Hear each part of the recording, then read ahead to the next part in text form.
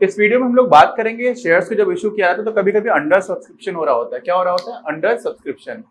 बहुत ही आसान है, 2 मिनट का टॉपिक है, इसको बहुत जल्दी खत्म करेंगे।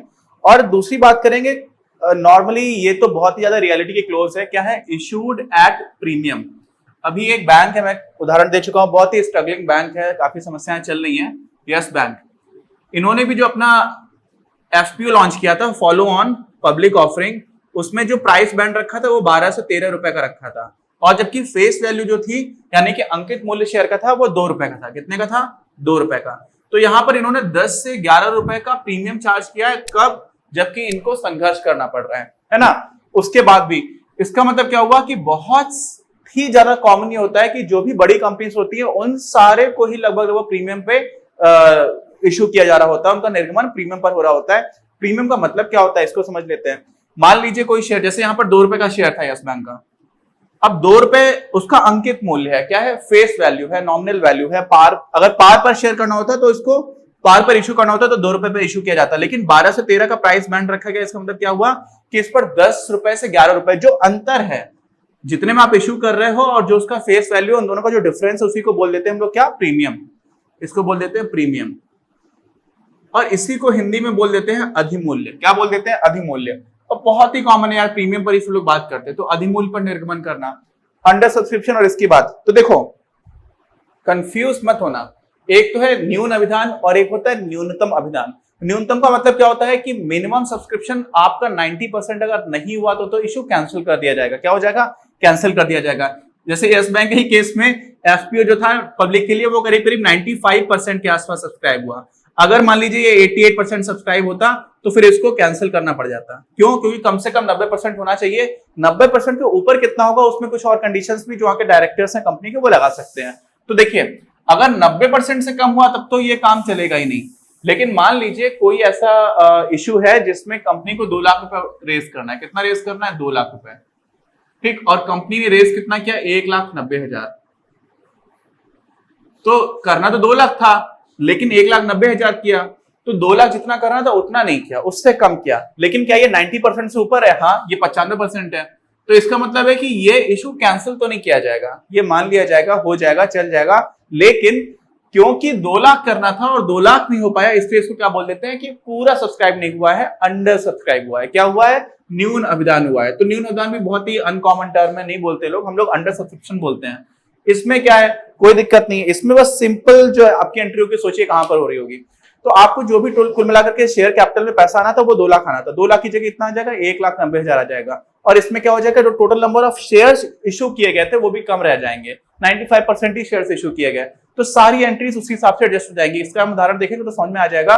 वैसे भी इसमें कुछ नहीं है, आप ये समझ लो, मान लीजिए 2 लाख रुपए इनको उठाने थे और ऐसे मान लीजिए कि 20,000 शेयर से इशू कर रहे थे। कितने कर रहे थे? 20,000। अब इन्होंने क्या किया? वास्तव में इनके 19,000 शेयर ही बिक पाए, तो सारी चीजें 19,000 के हिसाब से हो जाएंगी, बाकी कोई दिक्कत नहीं रहेगी। ठीक है, ये हो जाता है, एकदम सिंपल रहता है, इसमें कोई टेंशन नहीं रहती। अब आ जाते हैं इसमें किस पे? जब हम लोग प्रीमियम पर इशू कर रहे होते हैं, जो कि बहुत ही ज्यादा एक कॉमन रियलिटी है। नॉर्मली ऐसी हो रहा होता है, हमेशा ही प्रीमियम पर, हमेशा का मतलब लगभग हमेशा ही हम लोग प्रीमियम पर इशू करते हैं। कभी कभी डिस्काउंट पे भी चला जाता है। डिस्काउंट समझते हैं? देखिए, 2 रुपए का शेयर 2 रुपए में अगर कर दोगे तो पार पर हो गया, ठीक है, समतुल्य हो गया। लेकिन 2 रुपए का शेयर मान लीजिए आपने 1.5 रुपए में इशू कर दिया, तो क्या बोलेंगे? तो हम बोल देंगे कि डिस्काउंट पर हो गया। डिस्काउंट को हम लोग बोलते हैं बट्टा। ठीक है, तो बट्टे पर भी इशू हो जाता है। ये बहुत ही रेयर होता है। नॉर्मल सर्कमस्टांसेस में कंपनीज को अलाउड भी नहीं होता है कि वो डिस्काउंट पर इशू करे। कुछ होते हैं फोरफिटेड शेयर्स होते हैं, उसकी बात हम लोग अभी आगे करेंगे इस चैप्टर में। लेकिन अभी समझ लीजिए प्रीमियम की बात हो रही है। तो प्रीमियम में इसका मतलब क्या हुआ? इसका मतलब ये हुआ यार कि मान लो 10 रुपए का शेयर है, या ठीक है 10 रुपए का शेयर है, 12 रुपए में इशू किया जा रहा है। तो ये जो 2 रुपए हैं ये कब मांगे जाएंगे? ये सोचो, कब कब मांगे जा सकता था? एक तो होता था आवेदन पर, जिसको हम लोग बोलते थे एप्लीकेशन पर, एप्लीकेशन मनी, उसी टाइम पर मांग लिया जाएगा क्या? देखिए, एप्लीकेशन मनी अलग होगी और प्रीमियम अलग होगा, लेकिन किस टाइम पर आप मांगोगे? फिर क्या होता था? उसके बाद होता था अलॉटमेंट, आवंटन। ठीक है, तो एलोकेशन जब हो जाता था, यानी कि अलॉटमेंट बोलते थे इसको हम लोग, अलॉटमेंट। तो अलॉटमेंट के टाइम पर मांगोगे क्या? उसके बाद से हो जाता था कॉल्स आती थी, है ना, कॉल्स। अब कौन सी कॉल है? फर्स्ट है, सेकंड, किस कॉल पे मांगा जाएगा? तो ये आपको समझना है। अब समझो इसमें कोई फर्क नहीं पड़ता कहां पर मांगा जा रहा है, हमारे एग्जामिनेशन पॉइंट ऑफ व्यू से कोई फर्क नहीं पड़ता। रियलिटी में नॉर्मली हम लोग जब एलोकेट कर रहे होते हैं ना, जब उसका अलॉटमेंट हो रहा होता है शेयर्स का, तभी हम लोग प्रीमियम को चार्ज कर लेते हैं नॉर्मली। मतलब जब भी अलॉटमेंट हो रहा होता है सबसे ज्यादा संभावना तब होती है कि उसी के टाइम पर ही हम प्रीमियम मांग लेंगे। उसके बाद कभी कभी हम लोग एप्लीकेशन भी मांग लेते हैं, और बहुत ही कम ऐसा होता है कि कॉल के टाइम पर मांगा जाए प्रीमियम। क्या होता है, बहुत ही कम ऐसा होता है कि कॉल करने के टाइम पर मांगा जाए। अच्छा, अब इसमें एक दो चीजें और भी हैं जो आपकी किताब में दे रखी है, वो इतना इंपॉर्टेंट नहीं है इस पॉइंट ऑफ टाइम पर। इंपॉर्टेंट इसलिए भी नहीं है क्योंकि कई बार ऐसा होता है कि थ्योरी में हमको कुछ चीजें बता देते हैं और उसको एक्सप्लेन नहीं करते हैं, वैसी चीज है। तो होता क्या है कि ये जो प्रीमियम का पैसा है ये 5 जगह ही ऐसी होती है, 5 ही तरह से खर्च किया जा सकता है। कैसे कैसे किया जा सकता है वो आपको मैं नोट्स पे भी दे दूंगा, और उसको इस पॉइंट ऑफ टाइम पर वैसे याद रखने की कोई मतलब नहीं है। कभी कभी ऐसा होता है कि आप बोनस शेयर इशू कर रहे होते हो, या कोई कंपनी के जो प्रिलिमिनरी एक्सपेंसेस हैं, जो एकदम स्टार्टिंग के एक्सपेंसेस थे, उनको दिखाने के लिए कर सकते हो, या फिर प्रेफरेंस शेयर्स को रिडेम्पशन करना है। तो ऐसे 3-4 तरह की चीजें हैं, टोटल मिलाकर के 5 हैं जिसमें ही आप प्रीमियम का पैसा खर्च कर सकते हो। ठीक, आपकी बात समझ में आ गई। अब क्या करते हैं, देखो इसका तो बिल्कुल एंट्री आराम से हो जाती थी। इस वाले में हम तीनों केसेस दे सकते हैं। देखो, हो तो एप्लीकेशन के टाइम पर भी मांगा जा सकता है, मांगा कॉल्स के टाइम पर भी जा सकता है, लेकिन मांगा नॉर्मली कब जाता है, एलोकेशन या अलॉटमेंट के टाइम पर। ठीक, तो इसका एक उदाहरण देख लेते हैं और उसके बाद से हमारी ये वाला टॉपिक कंप्लीट हो जाएगा। फिर इसी में आगे के कुछ और टॉपिक्स उसको देखेंगे अगले वीडियो में। तो चलिए इसको देख लेते हैं। तो देखिए, जो मैंने बताया था कि 5 उद्देश्यों की पूर्ति के लिए ही प्रीमियम के पैसे को हम यूज कर सकते हैं, और वो 5 कौन कौन से प्रकार हैं वो देख लीजिए। ये फुली पेड बोनस में जो आप शेयर्स रहते हैं उसके लिए कर सकते हैं, फिर कंपनी के प्रारंभिक व्ययों के लिए कर सकते हैं, कंपनी के व्ययों को अपलिखित करना, ठीक है, कमीशन आप दे रहे हैं, प्रतिभूतियों पर बट्टा दे रहे हैं। प्रतिभूति पर बट्टा मतलब क्या हुआ, सिक्योरिटीज पर आप डिस्काउंट दे रहे हैं। तो इन सारी चीजों के लिए, अब ये सारे टर्म्स भी बहुत ही अनकॉमन है, इनको भी सारे टर्म्स को इंग्लिश में कर रहे होते हैं। तो यहाँ पर जो मैं आपको नोट्स दे रहा हूँ ना, वो साथ में इंग्लिश में भी दे दूंगा इन टर्म्स के लिए। जैसे यहाँ पर लिखा हुआ है अधिमानी अंशों के मोचन पर अधिमूल्य का भुगतान। तो यहाँ पर जो भी आप प्रीमियम पे कर रहे हो, कब जो आप उसका रिडेम्पशन हो रहा है, मोचन को हम लोग बोलते हैं रिडेम्पशन, अब मोचन नहीं बोला जाता है, रिडेम्पशन ही बोलते हैं। तो ये सारे टर्म्स मैं आपको बता दूंगा, और ये इस पॉइंट ऑफ टाइम पर इतना इंपॉर्टेंट नहीं है, तो इसको आप थोड़ा सा इग्नोर भी कर सकते हो, क्योंकि आगे हम लोग बिजनेस स्टडीज में भी सारी चीजों को थोड़ा सा ठीक से देखेंगे और आगे भी इन सारी चीजों को डिस्कस करेंगे। तो देखिए, 3 तरह से हो रहा था, हम लोगों ने बताया था क्या हो रहा था, 3 तरह से, या तो एप्लीकेशन के टाइम पर हो रहा था, या अलॉटमेंट के टाइम पर हो रहा था, या कॉल्स के टाइम पर हो रहा होता है। तो देखिए, अगर आवेदन के टाइम पर यानी कि एप्लीकेशन के टाइम पर हो रहा होगा तो क्या हो जाएगा, बैंक खाते में आपके पैसे आ जाएंगे, और साथ में आप समझ लीजिए जो पैसे आए होंगे उसमें प्रीमियम भी होगा, है ना, अधिमूल्य भी होगा। तो आप सीधा सीधा करोगे, अंश आवेदन खाते से आपने इसको क्रेडिट कर दिया। लेकिन अभी क्या हो रहा है कि अंश आवेदन खाते में जो पूरा पैसा आ गया था, इसमें क्या क्या है, एक तो आपका आवेदन वाला पैसा भी है, और साथ में आपका प्रीमियम भी है। क्या है, प्रीमियम। अब प्रीमियम के लिए हम लोग जो अकाउंट बनाते हैं उसको हम लोग लिखते हैं क्या, सिक्योरिटीज प्रीमियम रिजर्व। अब रिजर्व आप ऐसे भी समझ लीजिए, क्योंकि हम लोगों ने बता रखा है इसको कुछ उद्देश्यों की पूर्ति के लिए ही करते हैं। तो रिजर्व का काम इसीलिए है कि हमने वो रिजर्व बना दिया और उसको इसीलिए हम यूज करेंगे। और ये जो आता है ये कहां पर आता है, आपको मालूम है, बैलेंस शीट में कहां पर आएगा, बैलेंस शीट में एसेट साइड हो जाती है और एक हो जाती है आपकी liabilities plus owners equity side. तो ये जो आपका आता है ना, ये रिजर्व्स एंड सरप्लसेस का एक हेड रहता है, उसके अंडर ये आएगा। तो आप वहां से भी समझ जाएंगे कि ये एसेट साइड पर नहीं आएगा, लायबिलिटीज और जो ओनर्स इक्विटी है उस साइड पर ये चीज आ जाएगी आपकी, सिक्योरिटीज एंड प्रीमियम रिजर्व का। अच्छा, तो देखिए, अंश आवेदन खाते में जो भी पैसा आ गया था उसको जब आप डेबिट करोगे वापस से, क्योंकि बैंक में आपने पहले डेबिट किया था और अंश आवेदन खाते में यानी कि शेयर एप्लीकेशन में डाल दिया, फिर शेयर एप्लीकेशन को ही आप क्या कर दोगे, डेबिट करोगे। तो क्रेडिट क्या क्या हो जाएगा, एक तो शेयर कैपिटल का हिस्सा है तो शेयर कैपिटल ऑलरेडी क्रेडिट हो जाएगा, लेकिन साथ में ही शेयर प्रीमियम रिजर्व ये भी हो जाएगा। तो इसी को सॉरी, सिक्योरिटीज प्रीमियम रिजर्व, यहाँ पे मैंने शेयर बोल दिया, इसके लिए प्रतिभूति मतलब सिक्योरिटी। तो सिक्योरिटी प्रीमियम रिजर्व, इस वाले अकाउंट को हम क्या कर देंगे, क्रेडिट कर देंगे। बस ये एंट्री थी। अब इसी की जगह अगर अलॉटमेंट में बात हो जाती है, आवंटन के समय पर बात होती है, तो क्या कर देंगे, जब अधिमूल्य को आवंटन राशि के साथ, तो अंश आवंटन खाते में आपको कुछ पैसे मिलने चाहिए थे, जब ये देय होगा, ठीक है, कहां पर होगा, देय होने पर। और क्रेडिट क्या क्या होगा, अंश पूंजी खाते का तो हिस्सा होता ही होता है, तो वो तो होगा ही, साथ में फिर से यही अकाउंट आ जाएगा आपका सिक्योरिटीज प्रीमियम रिजर्व।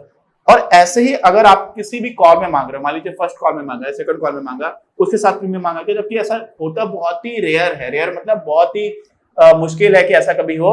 लेकिन अगर वैसा होगा तो क्या कर देंगे हम, अंश मांग खाता। क्यों, क्योंकि वही खाता तो हम डेबिट कर रहे हैं जब देय है, जब हमें मिला नहीं है। तो हमने फर्स्ट कॉल को या सेकंड कॉल को या जो भी कॉल है उस टाइम पर हमने उस खाते को क्या किया, डेबिट कर दिया। और क्रेडिट क्या करेंगे, क्योंकि फर्स्ट कॉल भी शेयर कैपिटल का ही हिस्सा बनेगा, इसलिए शेयर कैपिटल यानी कि अंश पूंजी आपको क्या हो जाएगा, क्रेडिट हो जाएगा। और साथ में जो दूसरा अकाउंट क्रेडिट होगा वो ये हो जाएगा, क्यों, क्योंकि उसके साथ साथ आपको क्या भी मिल रहा है, प्रीमियम मिल रहा है। आगे बात समझ में। अब इसी में एक उदाहरण उसको फटाफट देख लेते हैं। जुपिटर कंपनी लिमिटेड ने 10 रुपए प्रत्येक वाले 35,000 अंश यानी कि शेयर्स 2 रुपए अधिलाभ पर जारी किए। तो 10 रुपए का था, 2 रुपए अधिलाभ पे, इसका मतलब 12 रुपए में शेयर इशू किया होगा। ठीक है, अब क्या बात बताई गई है, जिन पर देय राशियां ऐसी हैं, आवेदन पर आपको 3 रुपए देना पड़ रहा है और आवंटन पर, मैंने बताया था कि नॉर्मली आवंटन पर ही हो रहा होता है, क्या हो रहा होता है, प्रीमियम मांग लिया जाता है। तो 5 रुपए आपको आवंटन के टाइम पर मांगा गया है और उसी में अधिलाभ इंक्लूडेड है। अधिलाभ मतलब प्रीमियम इंक्लूडेड है। तो इसके लिए बोला गया है कि भाई जनरल एंट्रीज आप बना दीजिए, है ना। रोजनामा में प्रविष्टियां करने हैं, बहुत ही आसान है। देखिए 35,000 शेयर्स हैं 10 रुपए के हिसाब से और 2 रुपए का आपका प्रीमियम है। और प्रीमियम कब आ रहा है, एलोकेशन अलॉटमेंट के टाइम पर। मैं एलोकेशन सॉरी बार बार बोल रहा हूँ, अलॉटमेंट बोलते हैं उसको। तो देखिए बैंक खाते में आपको सबसे पहले 3 रुपए के हिसाब से पूरा सब्सक्राइब हो रहा है। सॉरी कितना था, 2 रुपए था या 3 रुपए था, 3 रुपए था। 3 रुपए आपको आवेदन में मिलना चाहिए था। तो बैंक खाते में 35,000 में 3 से आप गुणा करेंगे तो 1,05,000 आ जाएगा। कितना आ जाएगा, 1,05,000 रुपए। और उतना ही आपकी क्या बन रही होगी, पैरेलली आपकी पूंजी बन रही है। और वो पूंजी से पहले का जो हिस्सा है उसको हम लोग बोल देंगे समता अंश आवेदन खाते से। क्या मतलब हुआ, इक्विटी शेयर्स एप्लीकेशन।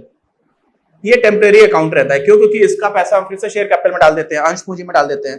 तो वही हम लोगों ने जो टेम्परेरी थी आपस में एंट्री करके चेंज कर दिया, समता अंश को फिर से डेबिट कर दिया और अंश पूंजी यानी कि शेयर कैपिटल अकाउंट को हम लोगों ने क्रेडिट कर दिया to share capital account, to share capital. अच्छा, क्यों, क्योंकि यहां तक तो प्रीमियम आया नहीं था। अब अगली स्टेज पर हम लोग देखेंगे, वहां पर ध्यान देने के बाद जब आवंटन की बात हो रही होगी।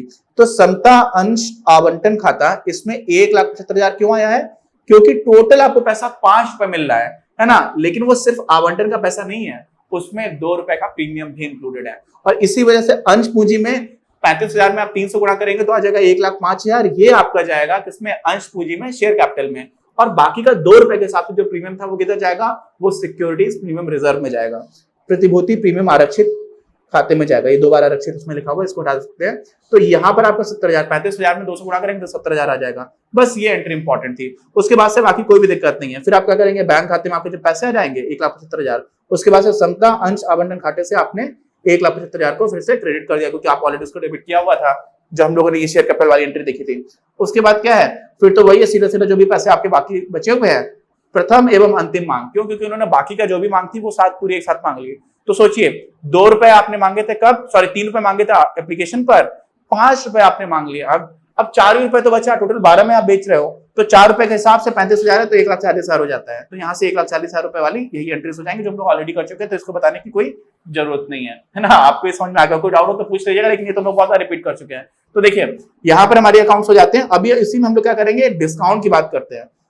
कर भी सकते हैं, अगले वीडियो में कर लेंगे, क्योंकि उसके साथ ही एक और छोटा सा टॉपिक बचा हुआ है, तो उसको भी देखते हैं। मिलते हैं हम लोग अपने अगले वीडियो में। अपनी क्लास का उद्देश्य आप सभी के लिए आप ही की भाषा में गुणवत्तापूर्ण शिक्षा उपलब्ध कराना है। कक्षा 12 तक के सभी प्रमुख विषयों पर हम वीडियोस बना रहे हैं और कुछ विषयों पर वीडियोस आपके अपने चैनल अपनी क्लास की ही अन्य प्लेलिस्ट पर अपलोड भी हो चुके हैं। ज्ञान के प्रकाश से देश को सशक्त बनाने के हमारे इस प्रयास में इस चैनल को सब्सक्राइब करके और लोगों के साथ शेयर करके अपना बहुमूल्य योगदान जरूर दें। पढ़ेगा इंडिया तो बढ़ेगा इंडिया।